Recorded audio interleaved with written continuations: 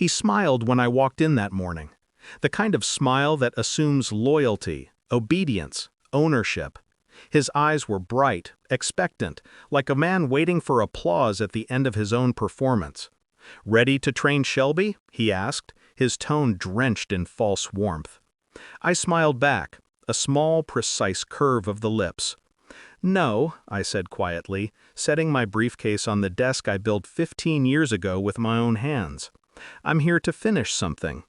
His smile faltered, just slightly, but I saw it, the twitch of confusion, the flicker of unease that broke through his perfect facade.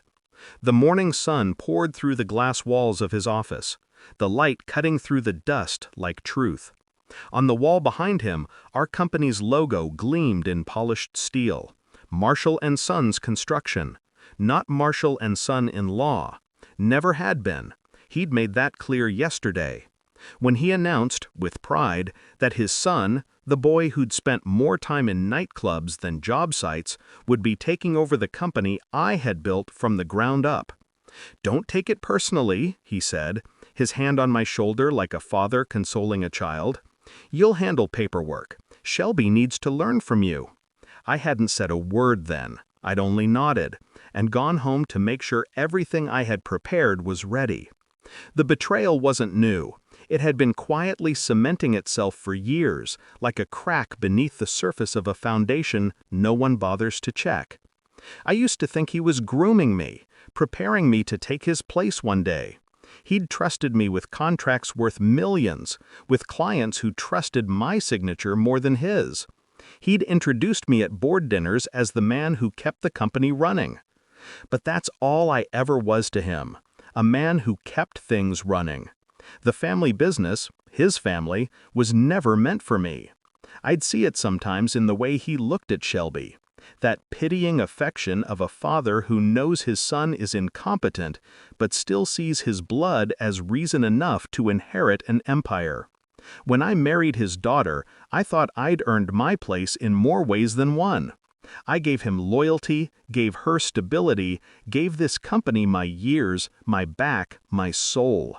15 years of early mornings, 15 years of missed dinners, 15 years of building a kingdom with bricks made of sacrifice. And then, "You'll handle paperwork." I almost laughed when he said it.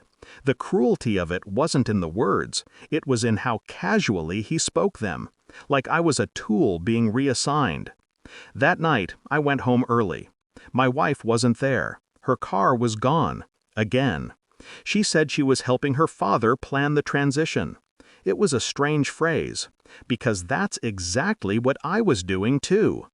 The next few weeks, I played my part. Silent, efficient, invisible. I reviewed contracts, met with suppliers, approved budgets, all while documenting everything. Every transaction, every side deal, every falsified expense Shelby had slipped through with his father's blessing.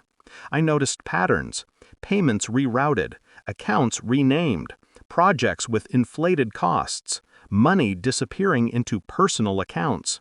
I stayed calm, detached. At home, I began to notice my wife's phone lighting up late at night, always face down, always silenced. I didn't ask questions. I simply mirrored her behavior. She thought she was clever, hiding messages in locked apps, clearing call logs. But she'd forgotten that I built the company's digital infrastructure. Every email, every login, every deleted file, nothing truly vanished. The truth was there, buried under data and arrogance. One night, while she slept, I retrieved what I needed: her messages, her photos, her secret folder labeled Plans, and in it, pictures of her father's office, documents, contracts, her handwriting on margin notes beside his, her words, "Once Shelby's in charge, we can phase him out quietly." I stared at that line for a long time. She hadn't even used my name, just him. It wasn't just betrayal, it was dehumanization. That was the night I stopped being angry and started being exact. When I handed him the envelope, he didn't open it immediately. "What's this?" he asked, his tone casual, dismissive.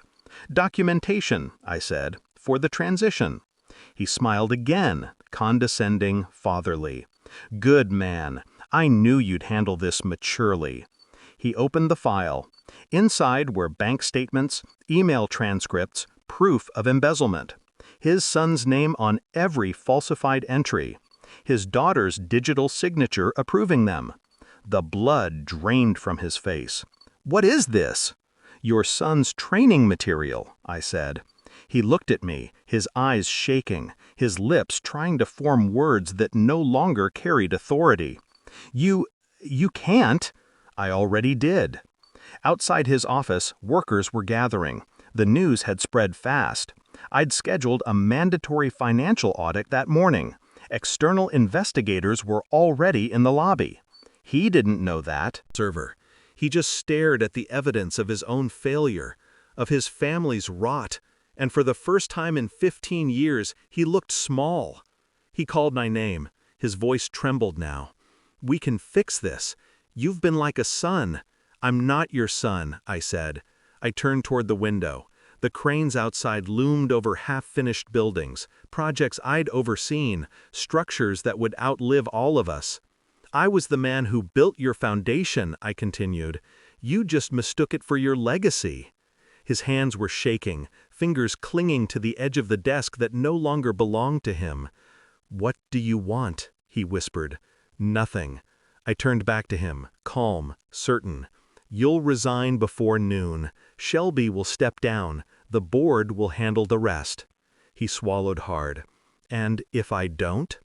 I smiled again, the same one he'd given me every morning for years. "Then they'll handle you." By sunset, his name was gone from the company's masthead. He didn't come back the next day. Neither did his daughter. The house was quiet when I went home that night, her closet empty, her ring left on the counter. I poured myself a drink and stood at the window, looking at the skyline I'd helped raise. The city stretched out like a blueprint of choices, some straight, some broken. 15 years of loyalty reduced to paper. I didn't feel victory, or loss, only clarity. Some foundations, once cracked, aren't worth rebuilding. I finished my drink, turned off the lights, and walked out of the house without looking back. Because some things aren't meant to be repaired. They're meant to be buried.